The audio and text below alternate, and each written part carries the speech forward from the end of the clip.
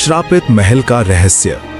राजा वीर सिंह के भव्य महल में एक रात ऐसा अंधेरा छाया जो सूरज की किरणों से भी नहीं मिटा। राजकुमारी अनन्या, जो महल की शान थी, एक पल में गायब हो गई। ना कोई निशान, ना कोई सुराग, केवल दीवारों से गूंजती एक भयानक आवाज। जो बुद्धि से 3 पहेलियां सुलझाएगा वही राजकुमारी को पाएगा, नहीं तो वो हमेशा के लिए इस महल की कैद में रहेगी। क्या कोई इस श्राप को तोड़ पाएगा? क्या राजकुमारी फिर से अपने पिता से मिल पाएगी? ये है श्रापित महल की रहस्यमयी कहानी। विजयनगर राज्य अपनी समृद्धि और शांति के लिए प्रसिद्ध था। वहां के राजा वीर सिंह एक न्यायप्रिय और दयालु शासक थे। उनका महल 7 मंजिला था, जिसकी दीवारों पर सोने की नक्काशी थी। महल के बगीचे में रंग बिरंगे फूल खिलते थे और फव्वारों की कलकल पूरे राज्य में गूंजती थी। लेकिन महल की असली शान थी राजकुमारी अनन्या। अनन्या केवल सुंदर ही नहीं थी, बल्कि बुद्धिमान और दयालु भी थी। वो गरीबों की मदद करती, बीमारों की सेवा करती और महल के हर व्यक्ति से प्रेम से बात करती। प्रजा उसे अपने दिल में बसाती थी। राजा वीर सिंह की मृत्यु के बाद अनन्या ही उनकी एकमात्र संतान थी और उनके जीवन का सहारा। लेकिन एक रात सब कुछ बदल गया। पूर्णिमा की वो रात थी। चांद की रोशनी महल की संगमरमर की दीवारों पर बिखरी थी। राजकुमारी अनन्या अपने कक्ष में सो रही थी। महल के पहरेदार अपनी जगह पर तैनात थे। सब कुछ सामान्य था, लेकिन आधी रात को अचानक एक तेज हवा चली। महल के सारे दीपक बुझ गए। अंधेरा इतना गहरा था कि अपना हाथ भी नहीं दिखता था। फिर एक आवाज गूंजी। वो आवाज इतनी भयानक थी कि पहरेदारों के रोंगटे खड़े हो गए। वो आवाज दीवारों से, छत से, फर्श से, हर ओर से आ रही थी। विजयनगर के राजा, तुम्हारी सबसे प्रिय चीज अब मेरे पास है। जो बुद्धि से 3 पहेलियां सुलझाएगा वही उसे पा सकेगा, नहीं तो वो हमेशा के लिए इस महल की कैद में रहेगी। आवाज थमी और फिर से दीपक जल उठे। पहरेदार भागते हुए राजकुमारी के कक्ष में पहुंचे। दरवाजा खुला था, बिस्तर खाली था। राजकुमारी अनन्या गायब थी। राजा वीर सिंह को जब यह खबर मिली तो उनका हृदय फट पड़ा। वे दौड़ते हुए अनन्या के कक्ष में आए। उन्होंने हर कोने को देखा, हर दीवार को खंगाला, लेकिन राजकुमारी का कोई निशान नहीं था। बस उसके बिस्तर पर एक सफेद कागज पड़ा था, जिस पर लिखा था, महल में छिपे हैं 3 रहस्य, जो उन्हें सुलझाएगा वही अनन्या को पाएगा। राजा ने तुरंत अपने मंत्रियों और सेनापति को बुलाया। सबने महल की तलाशी ली। हर कमरा, हर गलियारा, हर तहखाना खंगाला गया, लेकिन राजकुमारी का कोई अता पता नहीं मिला। राजा की आंखें आंसुओं से भर गईं। उन्होंने घोषणा की, जो कोई भी मेरी बेटी को ढूंढ कर लाएगा उसे आधा राज्य और अनन्या से विवाह का अधिकार मिलेगा। ये खबर पूरे विजयनगर में फैल गई।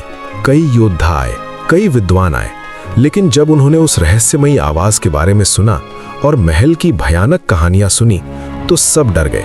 कोई भी आगे बढ़ने की हिम्मत नहीं जुटा पाया। महल में उदासी छा गई। राजा वीर सिंह दिन रात अनन्या को याद करके रोते। वे न खाते न सोते, बस महल के गलियारों में भटकते रहते, मानो उन्हें अनन्या की आवाज सुनाई दे जाएगी। 3 दिन बीत गए। चौथे दिन सुबह एक युवक महल के दरवाजे पर आया। उसका नाम था आर्यन। आर्यन की उम्र 25 साल थी। उसका चेहरा साधारण था, लेकिन उसकी आंखों में एक अजीब सी चमक थी। वो ना तो किसी राजघराने से था, ना ही किसी बड़े विद्वान का शिष्य।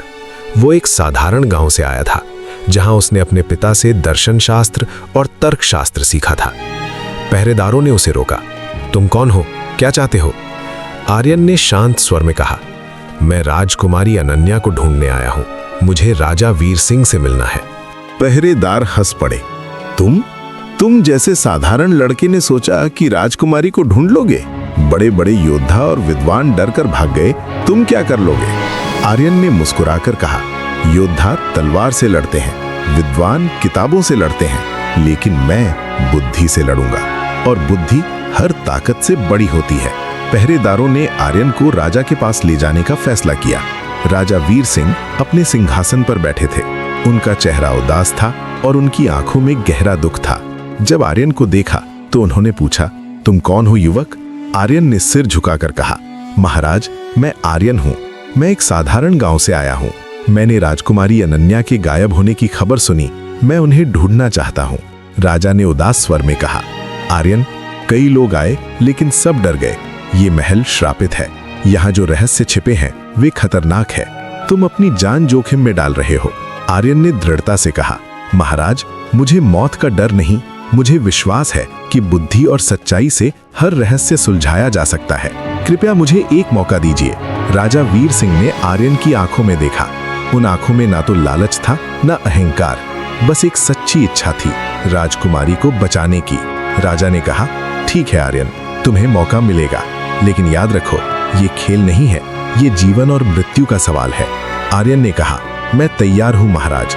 राजा ने मंत्री को आदेश दिया, इसे महल के पुराने हिस्से में ले जाओ, वहीं से रहस्य शुरू होता है। मंत्री आर्यन को महल के पुराने हिस्से में ले गए।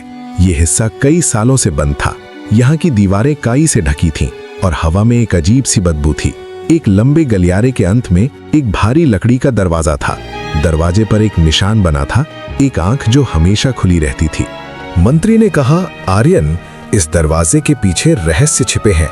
जब तुम इसे खोलोगे तो वापस नहीं लौट सकते जब तक राजकुमारी को नहीं ढूंढ लेते।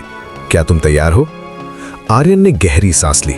उसने अपने पिता को याद किया जो हमेशा कहते थे, बेटा, सच्चाई और बुद्धि के सामने कोई अंधेरा नहीं टिक सकता। उसने दरवाजे की ओर कदम बढ़ाया और उसे धक्का दिया। दरवाजा धीरे धीरे खुला। एक तेज रोशनी फूटी और आर्यन अंदर चला गया। दरवाजा उसके पीछे बंद हो गया। आर्यन अब अकेला था, एक अनजान रहस्य के सामने, एक श्रापित महल में। दरवाजा बंद होते ही आर्यन के चारों ओर अंधेरा छा गया।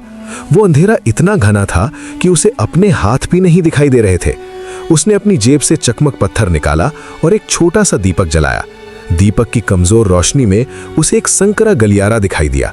दीवारें नम थीं और उन पर अजीब अजीब चित्र बने हुए थे। कुछ चित्रों में लोग रो रहे थे, कुछ में चिल्ला रहे थे। आर्यन ने हिम्मत जुटाई और आगे बढ़ना शुरू किया। हर कदम पर उसके जूतों की आवाज गूंजती थी। गलियारा लंबा था और हर कुछ कदम पर मुड़ता था। आर्यन को लग रहा था कि वो एक भूल भुलैया में फंस गया है। करीब 10 मिनट चलने के बाद उसे सामने एक और दरवाजा दिखाई दिया।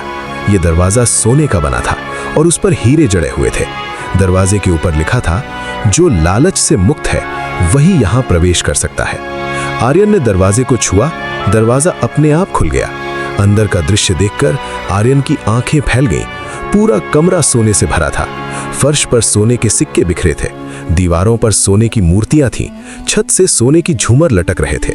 कमरे के बीचों बीच हीरों और मोतियों से भरा एक विशाल संदूक रखा था। लेकिन आर्यन की नजर उस सब पर नहीं रुकी। उसकी नजर कमरे के एक कोने में बैठे एक बूढ़े सन्यासी पर पड़ी। सन्यासी की दाढ़ी सफेद थी और उसका चेहरा झुर्रियों से भरा था। वो एक फटे हुए भगवा वस्त्र में था और उसके हाथों में लोहे की जंजीरें थीं। आर्यन ने सन्यासी के पास जाकर कहा, प्रणाम महात्मा, आप यहाँ कैसे हैं? ये जंजीरें किसने डाली? सन्यासी ने धीरे से आंखें खोली।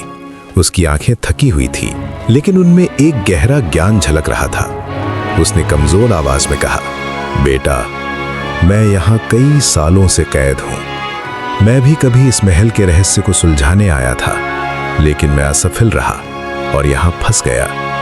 आर्यन ने पूछा, लेकिन ये सोना, ये हीरे, आपने इन्हें क्यों नहीं लिया?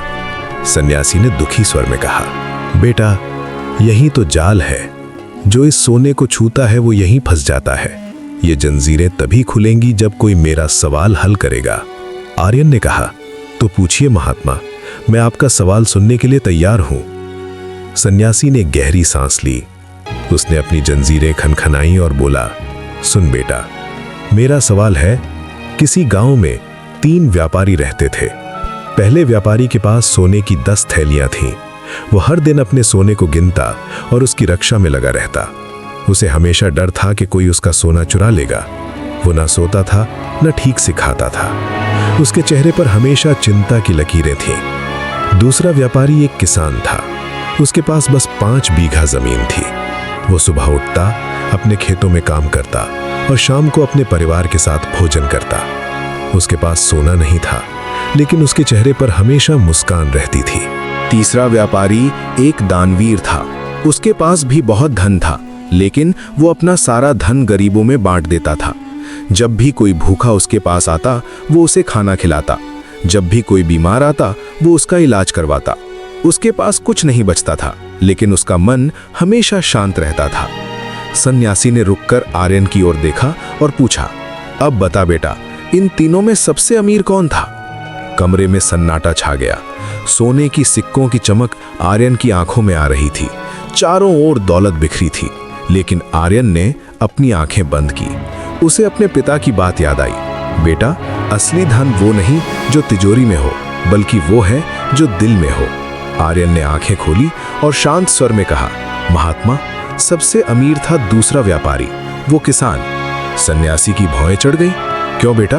पहले के पास सोने की 10 थैलियां थीं, तीसरे के पास इतना धन था कि वो दान करता था, लेकिन दूसरे के पास तो बस 5 बीघा जमीन थी। आर्यन ने जवाब दिया, महात्मा, असली अमीरी धन में नहीं, मन की शांति में है। पहला व्यापारी सोने की थैलियों का गुलाम था। उसका धन उसे खुशी नहीं दे रहा था, बल्कि चिंता दे रहा था। वो अपने सोने की रक्षा में इतना व्यस्त था कि उसने जीना ही भूल गया। तीसरा व्यापारी दानवीर था, ये बहुत अच्छी बात है, लेकिन उसके पास कुछ नहीं बचता था। अगर कभी उसे या उसके परिवार को जरूरत पड़े तो वो क्या करेगा? लेकिन दूसरा व्यापारी, वो किसान, उसके पास ना तो सोने का बोझ था, न धन का अभाव। उसके पास उसकी मेहनत थी, उसका परिवार था, और सबसे बड़ी बात, उसके पास मन की शांति थी। वो अपने काम से खुश था। उसे किसी चीज का लालच नहीं था। उसके चेहरे पर मुस्कान थी। यही सबसे बड़ा धन है महात्मा, मन की शांति। इसलिए सबसे अमीर वो किसान था। सन्यासी की आंखों में आंसू आ गए। उसने अपना सिर हिलाया और बोला, सही जवाब बेटा, बिल्कुल सही जवाब। मैं यहाँ इसलिए फंसा क्योंकि मैंने इस सोने को देखकर लालच कर लिया था। मैंने सोचा था कि अगर मैं इस सोने को ले लूं तो मैं सबसे अमीर बन जाऊंगा, लेकिन मैं भूल गया कि असली धन मन की शांति है। तूने मुझे आजाद कर दिया। उसी क्षण सन्यासी की जंजीरें खनखनाई और टूटकर गिर गईं। सन्यासी खड़ा हुआ, उसके चेहरे पर राहत के भाव थे। उसने आर्यन को आशीर्वाद दिया और कहा, बेटा, तो धन्य है, तेरी बुद्धि तेज है और तेरा मन शुद्ध है। आगे बढ़। दूसरी पहेली तुझे और भी कठिन लगेगी, लेकिन याद रख, सच्चाई हमेशा जीतती है। सन्यासी एक रोशनी में बदल गया और गायब हो गया। सोने का कमरा भी धीरे धीरे धुंधला होने लगा। सारा सोना, सारे हीरे गायब हो गए। केवल एक और दरवाजा प्रकट हुआ, जो कमरे की दूसरी दीवार में खुला। आर्यन ने उस दरवाजे की ओर देखा। उसके दिल की धड़कन तेज थी। उसे पता था कि ये केवल पहली पहेली थी, अभी 2 और बाकी थीं, और राजकुमारी अनन्या अभी भी कहीं कैद थी। उसने गहरी सांस ली और दरवाजे की ओर बढ़ा। दरवाजे पर लिखा था, सच्चाई की राह कांटों से भरी है, लेकिन अंत में फूल खिलते हैं। आर्यन ने दरवाजा खोला और अंदर कदम रखा। दरवाजा पार करते ही आर्यन एक अजीब कक्ष में पहुंच गया। ये कक्ष गोल था और इसकी हर दीवार, छत और फर्श पर दर्पण लगे हुए थे, हजारों दर्पण। जब आर्यन ने अपने चारों ओर देखा तो उसे अपने हजारों प्रतिबिंब दिखाई दिए। हर दर्पण में एक आर्यन, हर कोण से, हर दिशा से। लेकिन ये दर्पण साधारण नहीं थे। कुछ दर्पणों में आर्यन खुश दिख रहा था, कुछ में उदास, कुछ में क्रोधित, कुछ में डरा हुआ। हर दर्पण एक अलग भाव दिखा रहा था। आर्यन को समझ नहीं आ रहा था कि ये क्या हो रहा है। उसने एक कदम आगे बढ़ाया। सारे प्रतिबिंब भी साथ में जले। उसने हाथ हिलाया, सारे प्रतिबिंब भी हाथ हिलाए, लेकिन हर प्रतिबिंब का भाव अलग था। कुछ मुस्कुरा रहे थे, कुछ रो रहे थे। तभी कक्ष के बीचों बीच एक पुराना पलंग दिखाई दिया। पलंग पर एक बूढ़ी औरत लेटी थी। उसके बाल सफेद थे और उसका चेहरा थका हुआ था। उसकी आंखें बंद थीं और वो बहुत कमजोर लग रही थी। उसके चारों ओर भी दर्पण थे, लेकिन उन दर्पणों में उसका कोई प्रतिबिंब नहीं था। आर्यन ने पास जाकर कहा, माताजी, आप कौन हैं? आप यहाँ कैसे हैं? बूढ़ी औरत ने धीरे से आंखें खोली। उसकी आंखें पीली पड़ चुकी थीं, लेकिन उनमें अभी भी एक चमक बाकी थी। उसने कमजोर आवाज में कहा, बेटा, मैं यहाँ कई दशकों से कैद हूँ। मैं भी कभी इस महल के रहस्य को जानने आई थी, लेकिन मैं दूसरी पहेली को नहीं सुलझा पाई और यहाँ फंस गई। आर्यन ने पूछा, लेकिन माताजी, इन दर्पणों में आपका प्रतिबिंब क्यों नहीं है? बूढ़ी औरत ने दुखी स्वर में कहा, क्योंकि बेटा, मैंने अपनी असली पहचान खो दी है। मैं कभी झूठ बोलती थी, कभी दिखावा करती थी। मैंने कभी अपने असली मन की नहीं सुनी, इसलिए ये दर्पण मेरा प्रतिबिंब नहीं दिखाते। मैं यहाँ इसलिए फंसी हूँ क्योंकि मैं अपने जवाब में ईमानदार नहीं थी। अब मैं तुझे दूसरी पहेली बताती हूँ, सुन ध्यान से। बूढ़ी औरत ने अपना हाथ उठाया और दर्पणों की ओर इशारा किया। उसने कहा, बेटा, किसी शहर में एक मूर्तिकार रहता था। उसका नाम था शिवदास।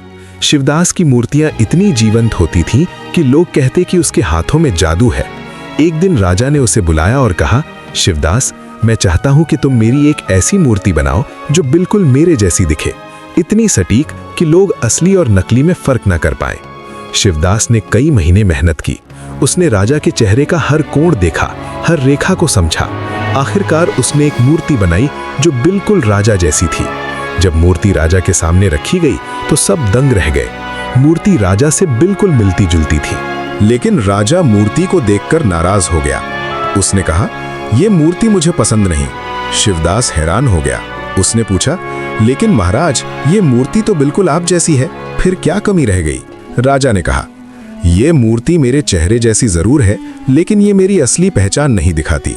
बूढ़ी औरत ने रुककर आर्यन की ओर देखा और पूछा, अब बता बेटा, राजा का क्या मतलब था? मूर्ति राजा के चेहरे जैसी थी, फिर भी राजा क्यों नाराज था? मूर्ति में क्या कमी थी? आर्यन ने दर्पणों को देखा। उसने अपने सभी प्रतिबिंबों को देखा, खुश, उदास, क्रोधित, डरा हुआ। हर प्रतिबिंब उसका ही था, लेकिन हर एक अलग भाव दिखा रहा था। फिर उसे समझ आया। उसने अपनी आंखें बंद की और अपने पिता की एक और बात याद की।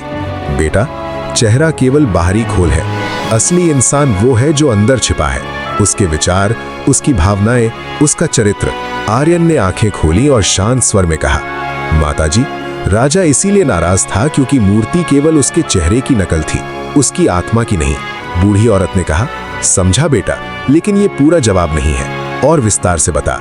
आर्यन ने गहरी सांस ली और बोला, देखिए माताजी, शिवदास ने राजा के चेहरे को देखा, उसकी आंखें, नाक, होंठ, हर चीज, लेकिन उसने राजा के मन को नहीं देखा।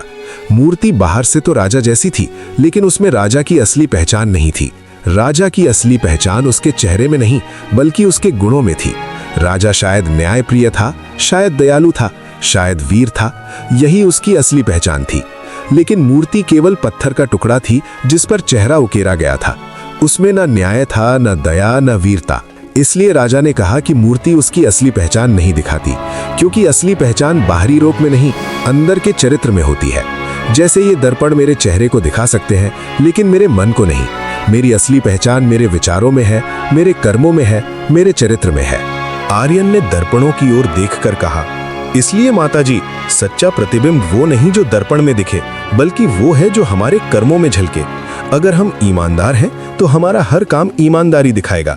अगर हम दयालु हैं तो हमारा हर व्यवहार दया दिखाएगा। यही सच्चा प्रतिबिंब है। बूढ़ी औरत की आंखों में आंसू आ गए। उसने मुस्कुराकर कहा, शाबाश बेटा, बिल्कुल सही जवाब। मैं यहाँ इसलिए फंसी क्योंकि मैंने हमेशा दिखावा किया। मैं बाहर से कुछ और थी, अंदर से कुछ और। मैंने अपने असली चरित्र को नहीं पहचाना। लेकिन तूने सच बोला, तूने सच्चाई को समझा, तू धन्य है। उसी क्षण पूरा कक्ष कांप उठा। सारे दर्पण एक साथ चमकने लगे। बूढ़ी औरत का प्रतिबिंब धीरे धीरे दर्पणों में दिखने लगा। पहले एक दर्पण में, फिर दूसरे में, फिर तीसरे में। धीरे धीरे हर दर्पण में उसका प्रतिबिंब दिखने लगा। बूढ़ी औरत खड़ी हुई। उसका शरीर अब कमजोर नहीं था। उसके चेहरे पर एक शांति छा गई। उसने आर्यन को गले लगाया और कहा, बेटा, तूने मुझे आजाद कर दिया। तूने मुझे मेरी असली पहचान दिला दी। अब मैं इस धरती को छोड़कर मुक्त हो सकती हूँ। बूढ़ी औरत एक सफेद रोशनी में बदल गई और आकाश की ओर उड़ गई। सारे दर्पण भी धीरे धीरे गायब होने लगे। केवल एक दर्पण बचा, वो दर्पण जिसमें आर्यन का असली प्रतिबिंब था। न खुश न उदास, बस वो जैसा था वैसा ही।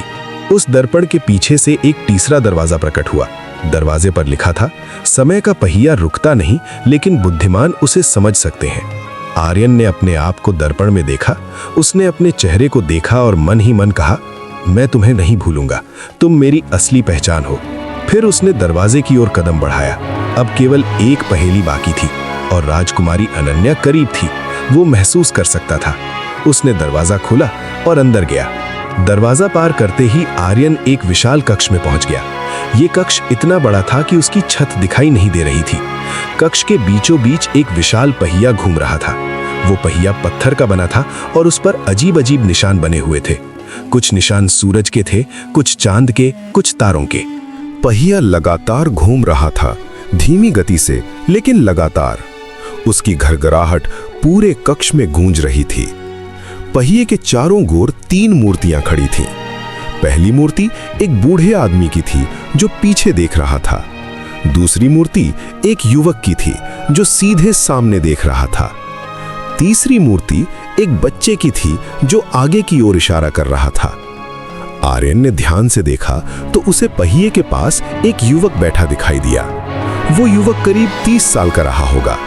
उसके कपड़े फटे हुए थे और उसके बाल बिखरे हुए थे। वो पहिए को घूरे जा रहा था, मानो उसमें कोई जवाब ढूंढ रहा हो। आर्यन ने पास जाकर कहा, भाई आप कौन हैं? आप यहाँ क्या कर रहे हैं? युवक ने धीरे से आर्यन की ओर देखा। उसकी आंखों में थकान थी, लेकिन उसके चेहरे पर एक अजीब सा संकल्प था। उसने कहा, मेरा नाम देवराज है। मैं यहाँ पिछले 10 सालों से फंसा हूँ। मैं भी इस महल के रहस्य को सुलझाने आया था, लेकिन तीसरी पहेली मुझे हरा गई। आर्यन ने पूछा, लेकिन 10 साल? आपने इतने समय में क्या किया?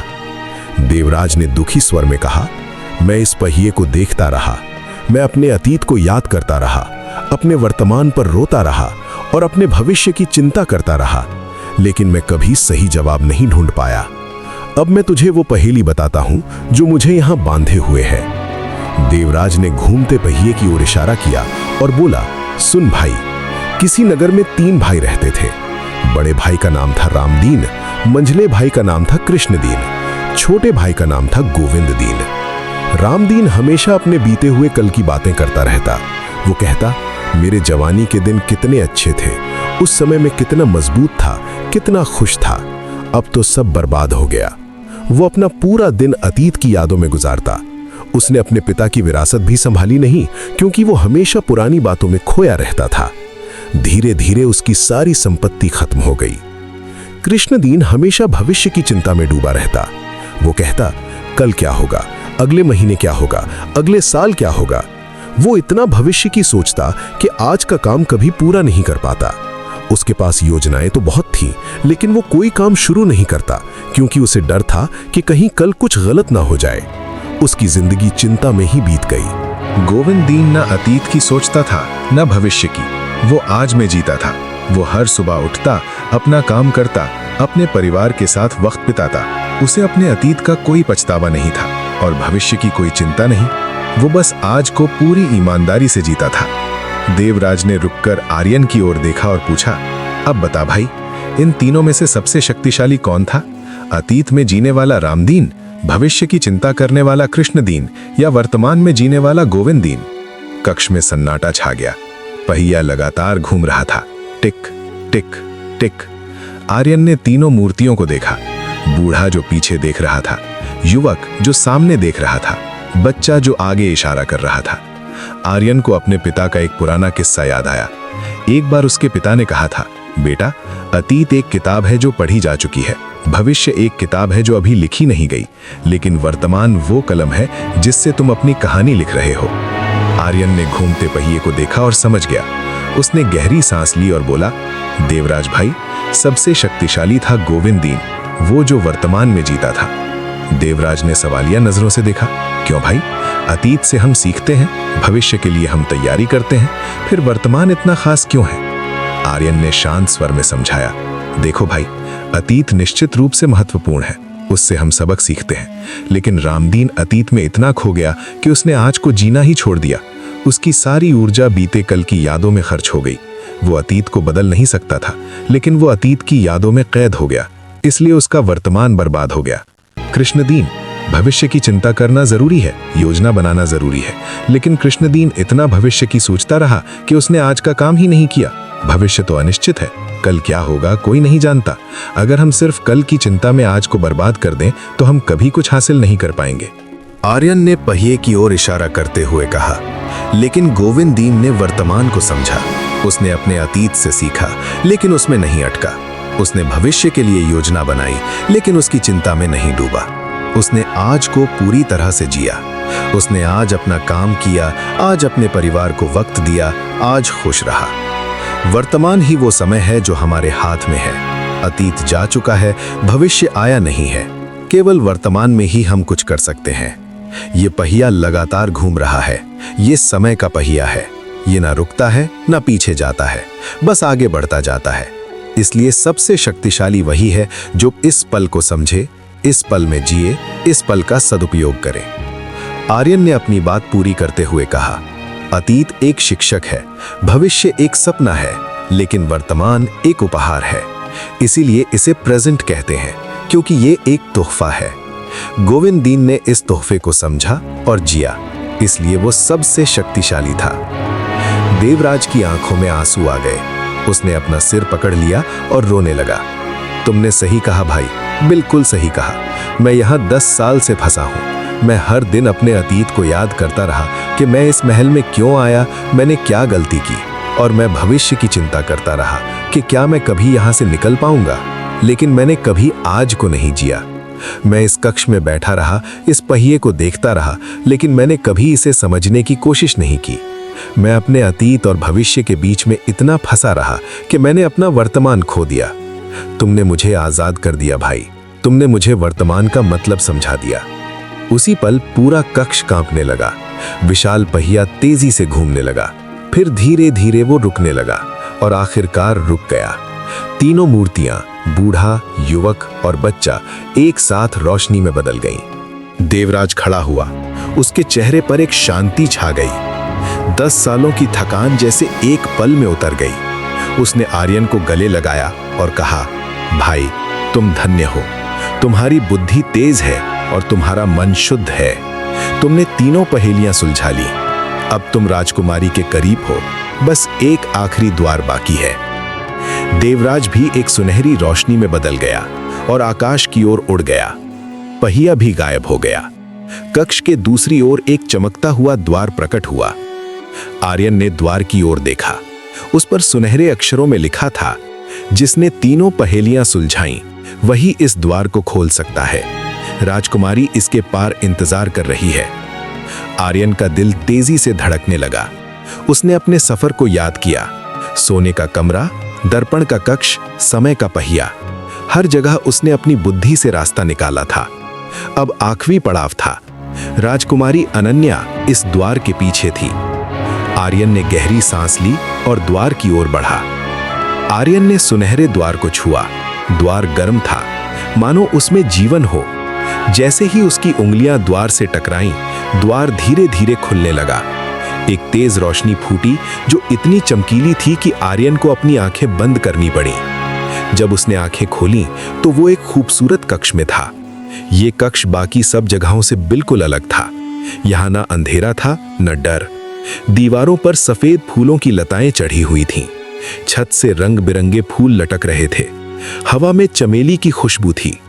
कक्ष के बीचों बीच एक क्रिस्टल का पिंजरा था और उस पिंजरे में राजकुमारी अनन्या बैठी थी। राजकुमारी अनन्या सफेद रेशमी साड़ी में थी। उसके बाल लंबे और काले थे। उसका चेहरा चांद की तरह चमक रहा था, लेकिन उसकी आंखों में गहरा दुख था। वो चुपचाप बैठी थी, मानो सारी उम्मीद खो चुकी हो। जब उसने आर्यन को देखा तो उसकी आंखें चमक उठीं। उसने उठकर पिंजरे की सलाखें पकड़ी और बोली, तुम कौन हो? तुम यहाँ कैसे पहुंचे? आर्यन ने झुककर प्रणाम किया। राजकुमारी अनन्या, मैं आर्यन हूँ। मैं आपको यहाँ से निकालने आया हूँ। आपके पिता राजा वीर सिंह ने मुझे भेजा है। अनन्या की आंखों में आंसू आ गए। पिताजी, वे कैसे हैं? वे बहुत परेशान होंगे। आर्यन ने कहा, हाँ राजकुमारी, वे बहुत दुखी हैं, लेकिन अब चिंता मत कीजिए, मैं आपको यहाँ से निकाल लूंगा। उसने पिंजरे को देखा। पिंजरे पर कोई ताला नहीं था, कोई चाबी नहीं थी, बस क्रिस्टल की सलाखें थीं जो जादुई रोशनी से चमक रही थीं। तभी कक्ष में एक आवाज गूंजी, वही आवाज जो पहली रात महल में गूंजी थी। तो तुमने तीनों पहेलियां सुलझा ली युवक। तुम चतुर हो, इसमें कोई शक नहीं, लेकिन अभी आखिरी परीक्षा बाकी है। अचानक कक्ष के कोने में एक धुआं उठा। धुएं से एक आकृति बनी, एक बूढ़े तपस्वी की। उसके बाल सफेद थे, दाढ़ी लंबी थी, लेकिन उसकी आंखों में क्रोध था। आर्यन ने पूछा, तुम कौन हो? तुमने राजकुमारी को क्यों कैद किया है? बूढ़ा तपस्वी बोला, मेरा नाम है तपोधन। मैं इस महल का असली मालिक था। 100 साल पहले मैं यहाँ तपस्या करता था, लेकिन राजा के पूर्वजों ने मुझे यहाँ से बेदखल कर दिया। उन्होंने मेरी तपस्या भंग की। मैंने श्राप दिया कि इस महल में हर पीढ़ी में एक सदस्य मेरी कैद में रहेगा, जब तक कोई मेरी तीनों पहेलियां नहीं सुलझाता। आर्यन ने कहा, लेकिन ये तो अन्याय है। राजकुमारी अनन्या ने तुम्हारा क्या बिगाड़ा? तुम्हारा झगड़ा तो राजा के पूर्वजों से था। तपोधन ने क्रोध से कहा, मुझे इससे कोई फर्क नहीं पड़ता। मैं बदला लेना चाहता था और मैंने ले लिया। आर्यन ने शांत स्वर में कहा, तपोधन, तुम तपस्वी हो। तपस्वी का काम शांति फैलाना है, क्रोध नहीं। तुमने अपनी तपस्या का दुरुपयोग किया। तुमने निर्दोष लोगों को सजा दी। ये धर्म नहीं है। तपोधन चिल्लाया, चुप! तुम मुझे धर्म मत सिखाओ। अब तुम्हारी आखिरी परीक्षा है। अगर तुम इसे पास कर लिए तो राजकुमारी आजाद हो जाएगी, नहीं तो तुम भी यहीं कैद हो जाओगे। उसने अपना हाथ हवा में लहराया। आर्यन के सामने दो रास्ते प्रकट हुए। एक रास्ता सोने से बना था, चमकीला और लुभावना। दूसरा रास्ता मिट्टी का बना था, साधारण और सादा। तपोधन ने कहा, इनमें से एक रास्ता राजकुमारी के पिंजरे तक जाता है, दूसरा रास्ता तुम्हें हमेशा के लिए यहीं कैद कर देगा। चुनो, सोने का रास्ता या मिट्टी का रास्ता। राजकुमारी अनन्या ने चिल्लाकर कहा, आर्यन सावधान, ये धोखा है, वो तुम्हें फंसाना चाहता है। आर्यन ने दोनों रास्तों को देखा। सोने का रास्ता बहुत सुंदर था, उस पर हीरे जड़े थे, वो चमक रहा था। मिट्टी का रास्ता बिल्कुल साधारण था, उस पर कुछ नहीं था। आर्यन ने अपनी आंखें बंद की। उसे अपनी तीनों पहेलियां याद आईं। पहली पहेली, असली धन मन की शांति है, सोना नहीं। दूसरी पहेली, असली पहचान बाहरी दिखावे में नहीं, अंदर के चरित्र में है। तीसरी पहेली, वर्तमान सबसे शक्तिशाली है, दिखावा नहीं। आर्यन ने आंखें खोली, उसे समझ आ गया। उसने मुस्कुरा कर कहा, तपोधन, मैंने अपना रास्ता चुन लिया। वो मिट्टी के रास्ते की ओर बढ़ा। तपोधन चिल्लाया, रुको, तुम पागल हो क्या? सोने का रास्ता इतना सुंदर है और तुम मिट्टी का रास्ता चुन रहे हो।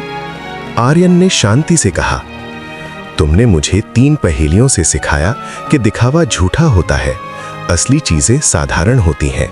सोना चमकता है लेकिन लालच पैदा करता है। मिट्टी साधारण है लेकिन सच्ची है। इसी मिट्टी से हम बने हैं, इसी मिट्टी में हम मिलेंगे, यही सत्य है। तुमने जो 3 पहेलियां मुझसे पूछी, उनका जवाब यही है, सादगी, सच्चाई और वर्तमान। इसलिए मैं वो रास्ता चुनूंगा जो साधारण है, सच्चा है। आर्यन ने मिट्टी के रास्ते पर कदम रखा। उसी पल पूरा कक्ष तेज रोशनी से भर गया। राजकुमारी का क्रिस्टल पिंजरा चकनाचूर हो गया। अनन्या आजाद हो गई। सोने का रास्ता गायब हो गया। तपोधन की आकृति कांपने लगी। उसका क्रोध धीरे धीरे शांत होने लगा। उसके चेहरे पर एक अजीब सी शांति छा गई। उसने कहा, तुमने सही चुना युवक। तुमने मुझे याद दिला दिया कि एक तपस्वी का असली धर्म क्या होता है। मैं क्रोध में अंधा हो गया था। मैंने बदला लेने में अपनी तपस्या का दुरुपयोग किया, लेकिन तुमने मुझे सच्चाई दिखा दी। तुमने साबित कर दिया कि बुद्धि और सच्चाई हर श्राप से बड़ी होती है। तपोधन की आकृति धीरे धीरे रोशनी में बदलने लगी।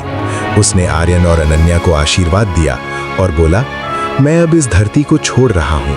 मेरा श्राप टूट गया है। ये महल अब श्रापित नहीं है। तुम दोनों खुशी से जियो। तपोधन गायब हो गया। पूरा महल कांपने लगा। अंधेरे कमरे, डरावने गलियारे सब गायब होने लगे। महल फिर से अपने असली रूप में आने लगा, रोशनी से भरा, खूबसूरत। राजकुमारी अनन्या दौड़कर आर्यन के पास आई। उसने कहा, तुमने मेरी जान बचाई आर्यन। तुमने इस महल को श्राप से मुक्त किया। मैं तुम्हारी कैसे शुक्रिया अदा करूं? आर्यन ने विनम्रता से कहा, राजकुमारी, ये मेरा कर्तव्य था। आपके पिता ने मुझ पर विश्वास किया और मैंने सिर्फ वही किया जो सही था। दोनों महल के बाहर की ओर चले। जब वे महल के मुख्य द्वार पर पहुंचे तो राजा वीर सिंह, मंत्री, सेनापति और सारी प्रजा इंतजार कर रही थी। राजा वीर सिंह ने जब अनन्या को देखा तो उनकी आंखों से आंसू बह निकले। वे दौड़कर अपनी बेटी के पास गए और उसे गले लगा लिया। अनन्या, मेरी बेटी। राजा रो पड़े। मैंने सोचा था कि मैं तुझे खो दूंगा। अनन्या ने भी अपने पिता को गले लगाया। पिताजी, आर्यन ने मुझे बचाया। उसने अपनी बुद्धि और सच्चाई से महल के श्राप को तोड़ा। राजा वीर सिंह ने आर्यन की ओर देखा। उनकी आंखों में कृतज्ञता थी। उन्होंने आर्यन के कंधे पर हाथ रखा और कहा, आर्यन, तुमने वो किया जो बड़े बड़े योद्धा और विद्वान नहीं कर पाए। तुमने मेरी बेटी को बचाया, इस महल को मुक्त किया। मैं अपना वादा पूरा करूंगा। आधा राज्य तुम्हारा है और अगर तुम चाहो तो अनन्या से विवाह भी कर सकते हो। आर्यन ने विनम्रता से कहा, महाराज, मुझे ना राज्य चाहिए न विवाह। मैं एक साधारण इंसान हूं। मैंने जो किया वो अपने कर्तव्य के लिए किया। राजकुमारी का सुरक्षित लौटना ही मेरे लिए सबसे बड़ा इनाम है। राजा वीर सिंह मुस्कुराए। तुम सच में धन्य हो आर्यन, लेकिन कम से कम मेरा सम्मान स्वीकार करो। आज से तुम विजयनगर के सबसे सम्मानित व्यक्ति हो। पूरी प्रजा ने आर्यन के लिए तालियां बजाईं, फूलों की बारिश हुई, ढोल नगाड़े बजे। विजयनगर में खुशी का माहौल छा गया। उस दिन से महल में फिर कभी कोई अजीब आवाज नहीं आई। श्राप हमेशा के लिए टूट गया था। आर्यन कुछ दिन विजयनगर में रुका, फिर वो अपने गांव लौट गया। लेकिन उसकी कहानी पूरे राज्य में फैल गई। लोग कहते, वो युवक जिसने बुद्धि से श्राप तोड़ा, वो युवक जिसने सच्चाई को चुना, दिखावे को नहीं। राजकुमारी अनन्या ने अपने पिता के साथ राज्य का कामकाज संभाला। वो हमेशा आर्यन को याद करती और उसकी बुद्धिमानी की कहानियां प्रजा को सुनाती। और इस तरह श्रापित महल की कहानी खत्म हुई, एक खुशी के साथ, एक सबक के साथ। कई साल बीत गए। आर्यन अपने गांव में रहता रहा।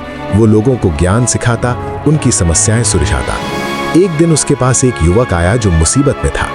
आर्यन ने उसे 3 बातें बताई। पहली बात, असली धन मन की शांति है, लालच मत करो।